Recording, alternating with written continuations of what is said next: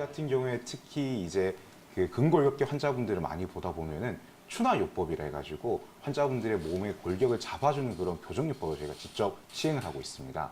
이 경우에는 좀 등치가 있으신 환자분들을 저희가 직접 들어서 어긋난 뼈를 맞춰드리고 또는 뭉쳐있는 근육을 풀어주는데 이때 땀을 저 같은 경우에는 되게 뻘뻘 흘리면서 실제적으로 일을 하고 있습니다.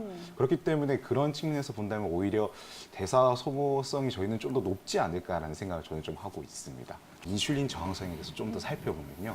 그 대사 증후군이라는 건 사실 맨 처음에 1980년대 미국에서 신드롬 X, 엑스맨 같은 그런 X가 아니라 약간 당뇨 되기 직전에 우리 몸에서 인슐린이 제대로 작동을 하지 못함으로 해서 내당성 인슐린 분해 장애로 인해서 나타나는 경우를 원래 지칭하는 질환이었습니다. 즉, 이 대사성 증후가 있을 경우에는 당뇨병으로 이행될 확률이 10배 정도 증가하는 가능성이 있고 그렇기 때문에 식습관에서도 상당히 중요한 것들이 강조되고 있고요.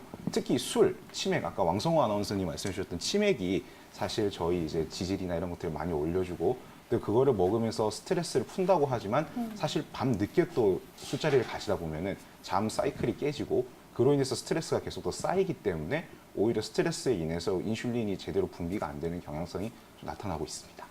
네, 이렇게 다양한 질환으로 또 연관되기 때문에 관리를 잘해야 될 것 같은데 한의원에도 이런 다양한 대사 증후군 관련 질환 때문에 환자분들 많이 찾아오시나요? 어떤가요?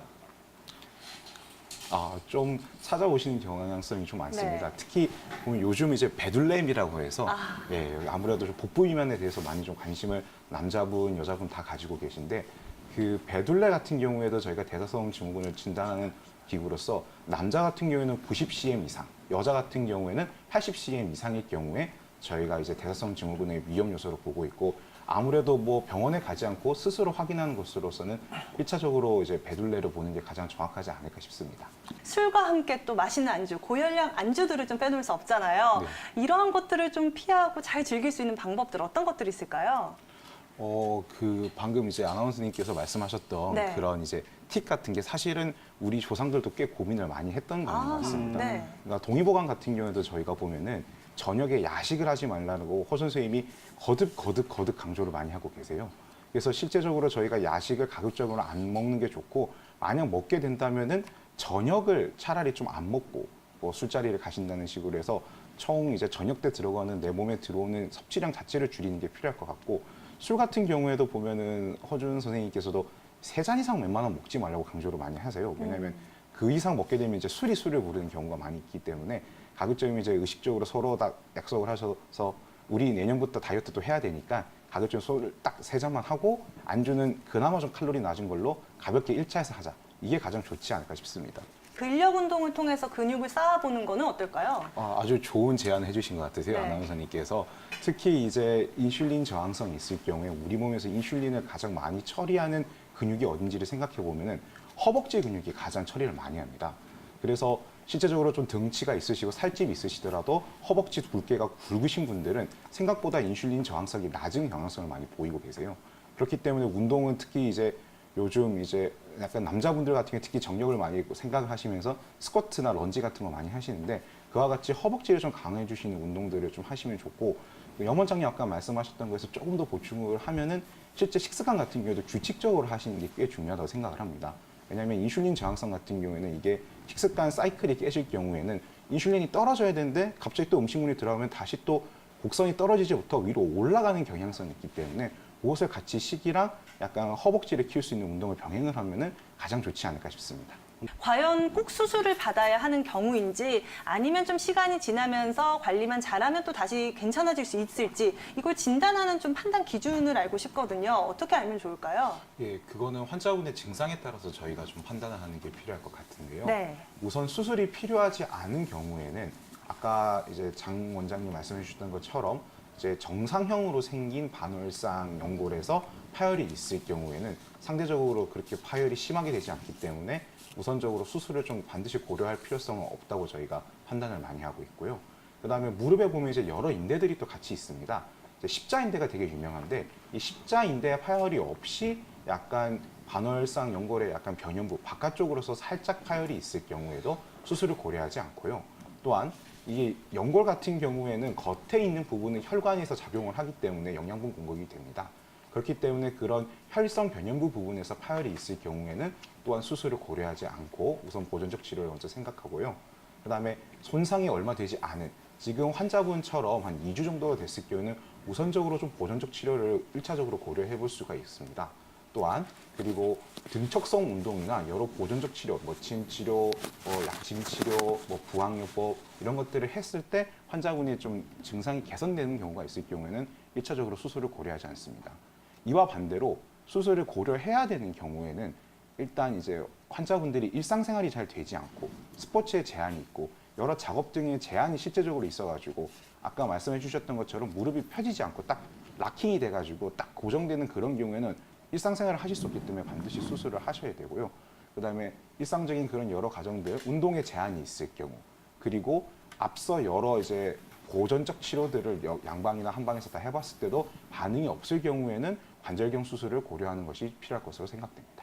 네, 이렇게 수술을 반드시 고려해야 되는 경우 꼭 체크하시면 좋을 것 같은데요. 또 우리 시청자분께서 관절의 연골 형성을 위해 콜라겐과 같이 이렇게 콜라겐이 풍부한 닭발 같은 음식을 먹는 건 어떻게 되는지 도움이 되는지 궁금하다고 하셨어요. 이런 민감 요법들이 실제로 도움이 될 수 있을까요? 도움이 일견되는 측면도 있고 사실 안 되는 측면도 있다고 봐야 될 것 같습니다. 우선 이제 연골을 생성하기 위해서 이거를 먹으면 반드시 연골이 생길 거라는 측면에서 보면 그건 도움이 되지는 않습니다. 왜냐하면 우리가 닭발, 족발, 우족 이런 연골들을 저희가 섭취를 했을 경우에 우리 몸으로 들어와서 위에서 분해가 되고 할 경우 그 섬유들이 약간 단백질로 변성이 됩니다. 콜라겐 그 순수 덩어리가 아니기 때문에 먹는다고 해서 우리 연골이 짜자잔 이렇게 부활이 되지는 않습니다. 그렇기 때문에 약간 영양분을 공급한다는 측면에서는 의미가 있을 수는 있지만 실질적으로 뭔가 먹는 족족 이게 바로 부활이 되고 재생이 된다. 그렇게는 보지 않는 것이 정확할 것 같습니다. 그리고 이런 식습관보다 더 중요한 것은 사실 상처가 생긴 그런 연골 부위에서 염증 반응이 계속 생길 경우, 즉 면역력이 약간 교란이 있을 경우에 증상이 좀 더 악화될 수가 있습니다. 그렇기 때문에 식습관의 패턴을 우리 몸의 면역력을 올릴 수 있는 방향으로 하시는 게 중요한데요. 한의학에서는 이런 거에 대해서는 좀 더 강점이 있습니다. 그 한국 한의학의 고유 특성인 저희 사상 체제를 통해서 살펴볼 경우, 예를 들어 태양인 분들 같은 경우에는 조개류나 새우류, 그 다음에 쌀, 보리, 메밀을 통해서 약간 면역력을 올려드릴 수가 있고요. 이제 화면이 나오는데 저처럼 좀 체격 있는 태음인 분들 같은 경우에는 장어, 콩, 두부, 수수, 도라지를 통해서 면역력을 올려줄 수가 있습니다. 그리고 이제 소양인 분들 같은 경우에는 약간 몸이 너무 뜨거우셔서 문제가 되는 경우인데 이 경우에는 약간 성질이 차가운 것들을 이용해서 좀 식혀드릴 수가 있는데 그거랑 생불 그리고 팥, 배추, 오일을 통해서 약간 몸을 쿨링시켜 줄 수 있고 약간 몸이 차가운 소민들 같은 경우에는 이제 몸을 따뜻하게 해줄 수 있는 닭고기, 겨자, 마늘, 참기름 그리고 현미를 통해서 몸을 좀 올려줄 경우 약간 면역력이 상승됨으로 인해서 실질적으로 회복되는 데 좀 더 도움이 되실 것으로 생각됩니다.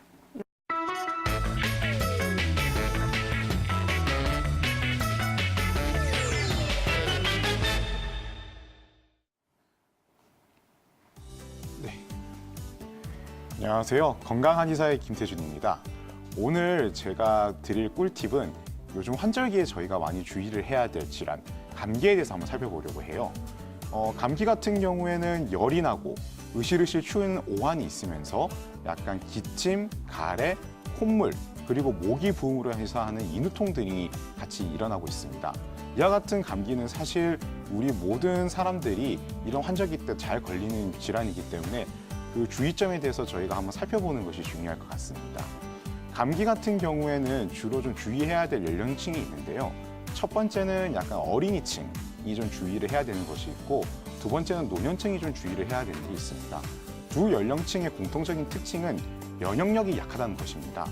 아이들 같은 경우에는 기본적으로 약간 호흡기 쪽이 약간 짧고 약간 섬모, 즉 코털이나 이런 것들이 먼지나 이런 것들 외부 바이러스를 밖으로 내보내주는 기능이 좀 떨어짐으로 인해서 약간 감기에 더 잘 걸리는 경우가 있고 어르신분들 같은 경우에는 감기가 왔을 경우에 그것을 이겨내는 힘이 부족해서 좀 감기가 잘 걸리는 것들이 있습니다.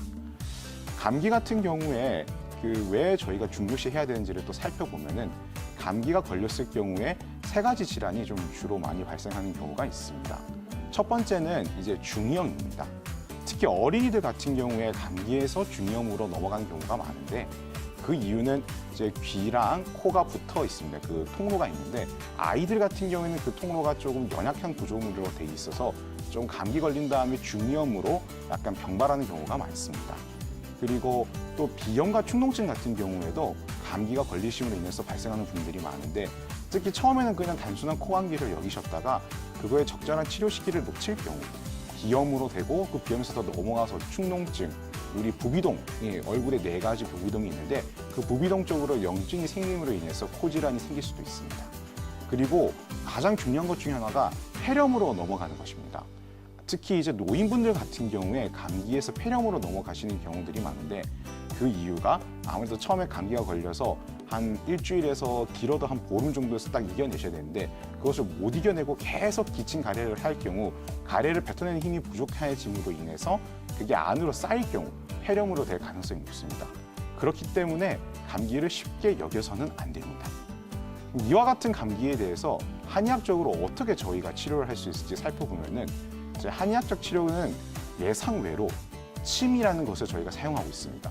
감기하면 먹는 약만 많이 생각을 하시는데 감기에도 쓰는 침법이 있습니다. 상한방이라 해가지고 상한, 차가운 겨울 날씨에 상한다는 것으로서 고어에서 감기를 지칭하는 용어입니다. 이때 이제 사암침이라 해서 우리나라에서 많이 쓰는 침법 같은 경우에 감기 혈자리들이 있는데 실제 이 혈자리를 쓸 경우 목감기, 코감기에 꽤 특효를 바로 보여주는 경우가 있습니다. 그리고 약침 치료가 있습니다. 약침 같은 경우에는 한약과 침을 결합한 것으로서 우리 몸에 필요한 약물을 해당 혈자리에 바로 넣어주는 치료법입니다. 특히 코감기랑 목감기가 있으신 분들 같은 경우에 약침으로 코, 목 주변의 혈자리에 약침을 넣을 경우에는 아주 빠르게 코 부종이 빠진다. 그리고 목에 편도가 부은 것들이 내려가는 경우가 있습니다. 그렇기 때문에 약을 먹는 것보다 오히려 좀 더 속효성이 있으므로 약침 치료도 고려해 보시는 게 좋을 것 같습니다. 그리고 한약의 또 아주 꽃으로 볼 수 있습니다. 감기가. 왜냐하면은 한약 처방의 그 원료를 따져가 보면 저희는 BC에 이미 감기약으로 먼저 처방이 만들어졌습니다.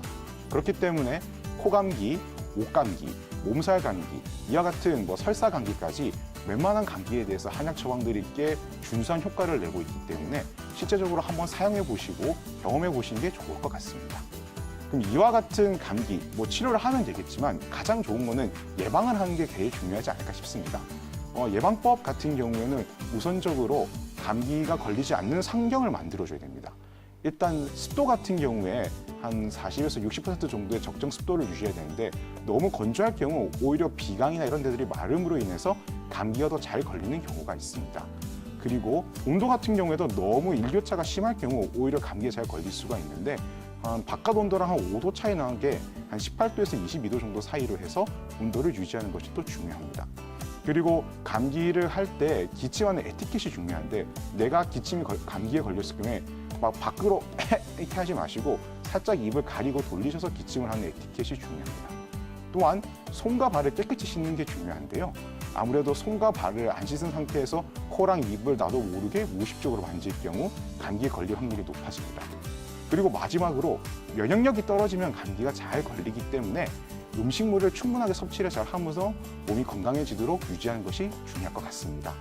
이상 오늘의 건강 꿀팁을 한 건강한 의사 김태준이었습니다.